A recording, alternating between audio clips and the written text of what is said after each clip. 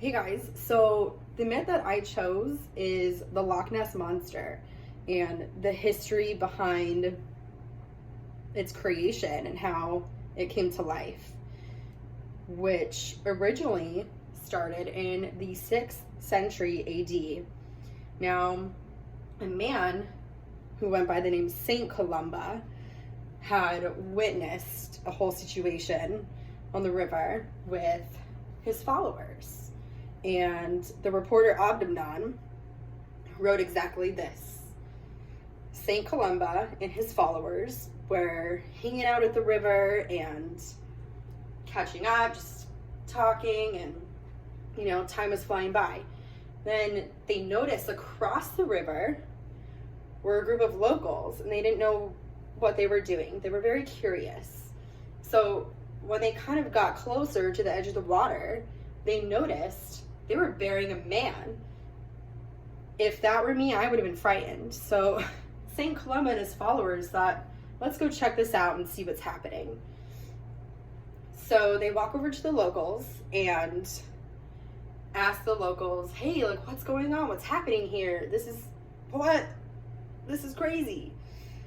The locals proceed to tell St. Columba and his followers they're burying a man. And St. Columba was so interested in what happened, he continued to ask them more details. And so the locals went on to tell St. Columba and his followers that this man was swimming in the river when he was attacked by a water beast. And they tried to help him. They tried to rescue him. They tried to pull him onto his boat. There was no such luck. They failed. The man had died from the attack. It's too late. So they thought burying him would kind of bring justice for the man and in the place where he had passed. So St. Columba thought, hey, followers, wouldn't it be so funny and just so challenging if one of you swam across the river? So one of his followers decides to take on this challenge.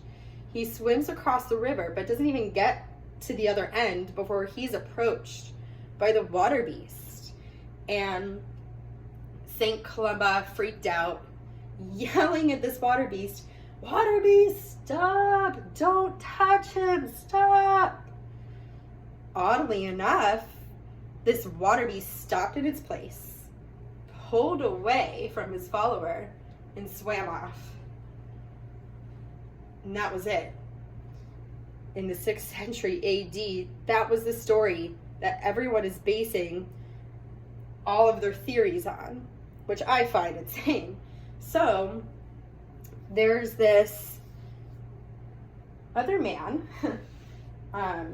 Christopher Kearney, who's an English professor, and he ended up doing an analysis, a specific historical analysis on St. Columba's story, because so many people are skeptical, and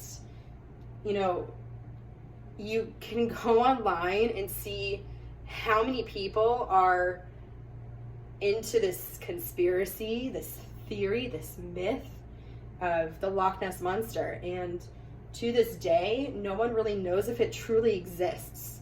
So that's why Christopher Kearney was doing this analysis to see what he could really find out. And upon his research, he ends up finding that there's this Celtic water beast, which he thinks was impacted by an Irish folklore way back when, which could have possibly been in the 6th century AD when the first story had happened. Now, you'll see all the stories and stuff now, but in my personal opinion, I don't think we'll find out for sure if this creature exists unless we get to witness it for ourselves. And I dream to one day visit Loch Ness with my husband and maybe sit out for a few days and see if we can find this creature that we are so fascinated by. I hope you guys enjoyed.